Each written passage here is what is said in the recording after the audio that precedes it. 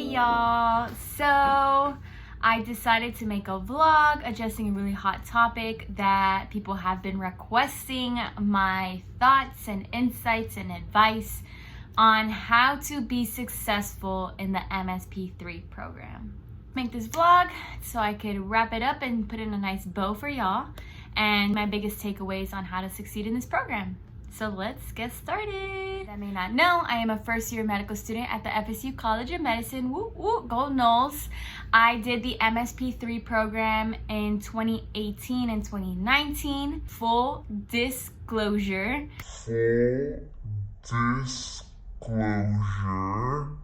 I did not finish the program.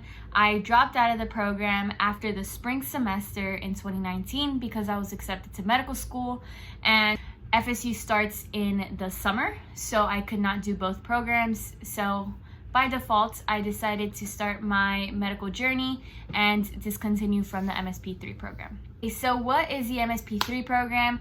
It is a master's program at the University of South Florida that is basically a program dedicated to students that are interested in pursuing a health professional career such as MD, DO, dental, pharmacy, PA school, and it's a good curriculum to strengthen your academics. So if you were in the case that you had a lower undergraduate GPA when you graduated, such as me, I had a 3.4 GPA, I wanted to show schools that I could handle the rigorous curriculum that most medical schools have, and so this was a good way to do it. I'm gonna give you a quick rundown of the curriculum. In fall, you take biochem, anatomy, micro/immunology is one course, and genetics, so that's 12 credits, 4 classes. Spring is also 4 classes, 12 credits, which is histo, physio, pharm, and neuro. Summer, which I did not do, but it's 8 credits and it's 3 classes. One of them is online. It consists of path, embryo, and ethics. You have the option to take electives, and the ones that they offer is an MCAT prep course, anatomy lab, which I also didn't do, and history. So I heard really good things about the anatomy lab. As first-year medical students, most medical school curriculums have you do an anatomy lab. I know some schools have switched to pro sections, which is where somebody dissects the body for you and presents it to you. But in this particular class, you would have the opportunity to dissect the body yourself and learn anatomy that way. Okay, so I'm gonna go ahead and dive right into how to be successful. So what did I do? I watched every single lecture and I went to class. If you miss class, the lectures are recorded. However, they can't do anything if something goes wrong with the recording. So that's why I would go to class, because I didn't want to miss any of the lectures. I used to outline every single lecture with my notes added from class, and it was very time consuming. And then I would put everything into Quizlet and then use my Quizlets to study. So it would allow me to pass through the material several times, but it was very, very time consuming. So I don't really study like that anymore in medical school, but it was very helpful for MSP3. Questions that are on the exams are made in-house. So all the professors that teach your courses make their own exams. So every single question and every single answer on those exams are coming from the lecture, and they do a pretty good job of sticking to things that are on the PowerPoint. However, when they're presenting the lecture, you can tell what they emphasize more and what they kind of brush over. So that's why I liked going to lecture. For micro and immunology, as well as pharmacology, I did not use Anki and Sketchy while I was in the MSP3 program, but I really wish I did. I use that now as a medical student, and it's a lot better for retention. So I would highly recommend using the Anki program that has the pre-made flashcards for all those sketchy videos. Very high yield. For histology, I made my own flashcards. I wasn't really familiar with the Anki program at the time. Had I known, I would have done it that way, but I literally printed out the pictures and I made my own like real flashcards. Physio was probably the hardest course for me. It just takes a lot of practice understanding that material, and you really have to go to class and make sure you understand the material, if not speak to the professors. The TA sessions were also very helpful. The TAs we had when I was there, they were really good in my opinion. So they were really helpful, and they kind of, told you what to focus on and things that the professors cared about, what they would emphasize, and they clarified anything that was confusing. They had Q&A sessions on Fridays, so you had class Monday through Thursday, and then on Fridays the TAs will hold the Q&A where they provide practice questions and then they answer them. And that was really helpful because it reviewed all the material that week. Some of the TAs make practice exams before exam week, and I would use those as like my dry run through of the exam. I would take it as if I would be taking the real exam, and after I would review it thoroughly, kind of write down everything I didn't know and refresh those things before the exam. And they were really helpful. That's like pretty much everything that I would say about the program. Like, make sure you go to class, make sure you cover literally everything, and doing as much practice problems as you can that the professors offer. Make sure you read the articles if they provide articles for you to read, because they'll probably put those on the exam. Basically cover all the content that is presented in class.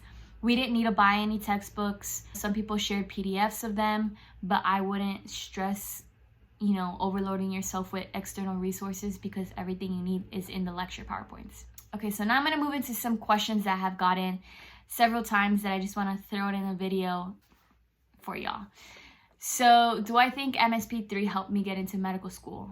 Yes. I graduated with a 3.4 GPA from undergrad, and I finished both semesters with a 4.0 GPA in the MSP3 program, which I think speaks a lot to my commitment of excelling academically and proving to schools that I can handle rigorous science courses at the almost medical school level. So I definitely think it helped. It's also a really credible program. A lot of Florida schools especially know about the program. I know a lot of FSU students, people in my class and in the class before me that were in the MSP3 program, people from FIU that have gotten into the program after MSP3. So I definitely think it's a really credible program, and people know that it's pretty rigorous. So I definitely think that helps as well. Did MSP3 help me with my first year of medical school? Yes. So I did have to do a lot of refreshing when I'm in medical school, and there's some content covered in medical school that's not covered in MSP3, obviously more clinical based and a lot more pathology. Granted, I did not take pathology in the summer for MSP3, but it's a lot of refreshing. It's nice to see that a lot of the material that I'm covering now is not brand new. Like, I've seen it before in one way or the other. I've seen the drugs before, I've seen the bacteria before. So it's a matter of like, okay, I know I can learn this because I've learned it before, but now you gotta learn it for a longer period of time and make sure it sticks. And you have to correlate it with a lot of whole other things. So a big thing MSP3 also really helped me with was confidence. Academic confidence. When I was in undergrad, I was a huge crammer, and I would forget everything once I walked out of an exam, and I would only study like 2 days before an exam. But when I was in MSP3, I would start studying, with anticipation and keeping up with the lectures. And so that really helped me transition to medical school, where I was able to keep up with material as much as possible. It is drinking out of like a fire hydrant, so it's a lot of material, but I feel like I've done this kind of before in terms of like on a smaller scale, but I've learned a lot of material before, and I was able to get a 4.0, so it's like, why can't I do it now?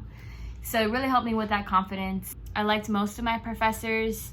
Some were more efficient than others, but they were all very helpful, and you could tell that they cared about you succeeding in the program. So if you're looking to get letters of recommendation from this program, I definitely recommend going to class and sitting in the same spot every day and asking questions while you're in class or after class. There's an opportunity to do that. But I would always go to class because I anticipated getting letters of recommendation as well. There's the opportunity to get to know the professor. You just have to make the effort. Is there an opportunity to do shadowing and research in the program? Yes, there is. You just have to look for it yourself. There was definitely research opportunities presented by some of the professors, a lot of labs at USF, so if you're interested in research, you have to go look for that opportunity. There was also the opportunity to do shadowing. I did some shadowing at the VA for urology because I went to the interest meetings that were offered by the medical students, but technically we were allowed to go. I would write down the contact information and pursue that. So there is the opportunity to do that, you just have to look for it. Granted, if you're there to boost your GPA, don't spread yourself thin. I continued to do service just because that's a passion of mine, so I volunteered at the Bridge Clinic at USF, and I did it on a weekly basis. It was like 4 hours a week, and I enjoyed it. So there's definitely opportunities, you just have to look for them yourself. No, I did not work while I was in the program because I was focused on getting a 4.0, so I didn't want to burden myself in that aspect. I know some people don't have that luxury, so if you do have to work, just, put in the work in so you can keep your grades up. So really try your best in the program if you're gonna do it, because if you are doing the program, it's because you want to strengthen yourself. So make sure you're literally doing the best you possibly can in these classes, and highly recommend you try to retain all the information because you're gonna see it all over again in your first year of medical school. Also, prioritize your grades. Don't spread yourself thin. Once you get the hang of the program and you feel like you can add more to your plate, then go ahead and add it, but don't rush to, add more to your plate. So that's it. That ends the video. I hope you guys found this helpful and I answered a lot of your questions. Thank you to everybody that DM'd me and tells me that you watch my videos and you find it helpful, because that's why I make them. And again, I hope this helps somebody. So like, comment, share, subscribe, and let me know what other questions you guys have, because I'm here to serve you. So good luck.